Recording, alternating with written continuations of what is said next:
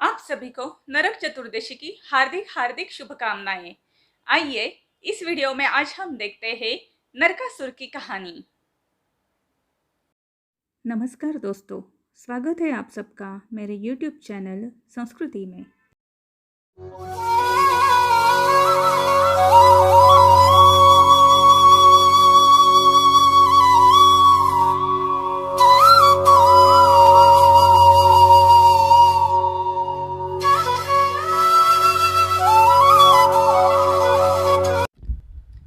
नरकासुर भूमि देवी और वराह का पुत्र था। वह अति शक्तिशाली था और अपने नगर के लोगों पर बहुत ही अत्याचार और जुल्म करता था। सारे नगर के लोग उसके अत्याचारों के कारण बहुत ही परेशान थे। उसका एक दोस्त बानासुर था। दोनों मिलके अपने अत्याचारों की परम सीमा पर थे।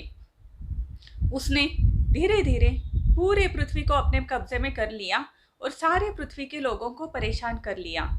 उसके बाद उसके मन में देवलोक पर राज्य करने की इच्छा हुई। तब उसके एक मंत्री ने उसे सलाह दी कि देवलोक पर आक्रमण करना और उसे जीतना ज्यादा आसान काम नहीं है, इसलिए आप तपश्चर्या करो और ब्रह्मदेव को प्रसन्न करके उससे वरदान मृत्युंजय होने का वरदान मांग लो। ये बात नरकासुर को बहुत पसंद आ गई। वो तुरंत जंगल में चला गया और उसने कड़ी तपश्चर्या की। अपनी तपश्चर्या के कारण उसने ब्रह्मदेव को प्रसन्न कर लिया। जैसे ही ब्रह्मदेव उसके सामने प्रकट हुए, उसने ब्रह्मदेव से अमर होने का वरदान मांगा। तब ब्रह्मदेव जी ने कहा, ये तो संभव ही नहीं है। जिस जीव ने पृथ्वी पर जन्म लिया है उसे एक ना एक दिन मृत्यु तो प्राप्त होगा ही। ये वरदान मैं तुम्हें नहीं दे सकता। तब नरकासुर ने मन में विचार किया और फिर उसने उससे दूसरा वरदान मांगा कि ठीक है, अगर मेरी मृत्यु होनी ही है तो वो सिर्फ मेरे माँ के हाथों से ही हो। ब्रह्मदेव तथास्तु बोले और वहां से चल दिए। नरकासुर को लगा कि कोई भी माँ अपने बच्चे को कभी नहीं मारेगी और ये वरदान एक तरफ से अमर होने का ही वरदान है।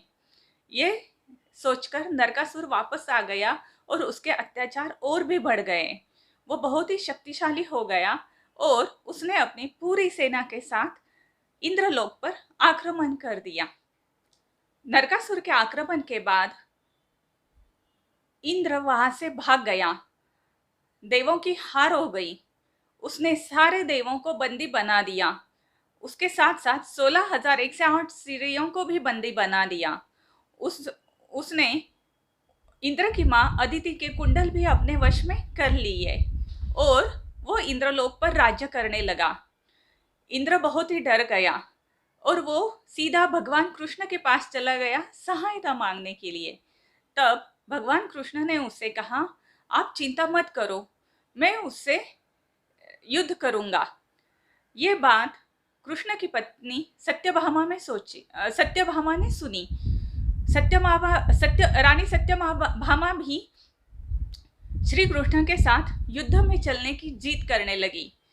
तब भगवान कृष्ण ने उन्हें भी अपने साथ युद्ध में आने की अनुमति दे दी, ये कहकर कि वो मेरे रथ का सारथ्य करेगी। भगवान श्री कृष्ण और माता सत्यभामा दोनों ही नरकासुर के साथ युद्ध करने के लिए युद्ध भूमि में आ गए।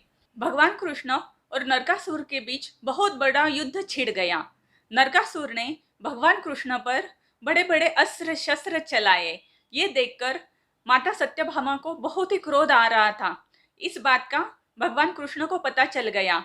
उन्हें यह भी पता था कि नरकासुर का वध सत्यभामा के हाथों ही लिखा हुआ है, क्योंकि वो भूमि देवी ही है कि जिसने पुनर्जन्म लिया है।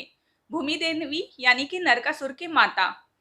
तब भगवान श्री कृष्ण ने नरकासुर के एक अस्त्र के वार से मूर्छित होने का नाटक कर लिया।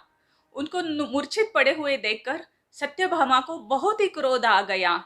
उसने नरकासुर पर एक बहुत ही अमोघ और शक्तिशाली अस्त्र चलाया, जो सीधे जाकर उसकी छाती में लग गया। तब जाकर नरकासुर को पता चला कि अरे, ये तो मेरी माँ भूमि देवी ने ही सत्यभामा का रूप लिया है और उसका पुनर्जन्म हुआ है। उसके हाथों से ही नरकासुर का वध हो गया। जैसे ही सत्यभामा को पता चला कि अरे, ये तो मेरा बेटा है, तब उसे लगा कि अरे, मेरे हाथ से ये कैसा अनर्थ हो गया। तब भगवान श्री कृष्ण ने उसे शांत किया और उसे नरकासुर के तपश्चर्या के बारे में और ब्रह्मदेव के वरदान के बारे में बताया। तब भगवान श्री कृष्ण ने कहा, इस पापी का अंत तो तुम्हारे ही हाथों लिखा था।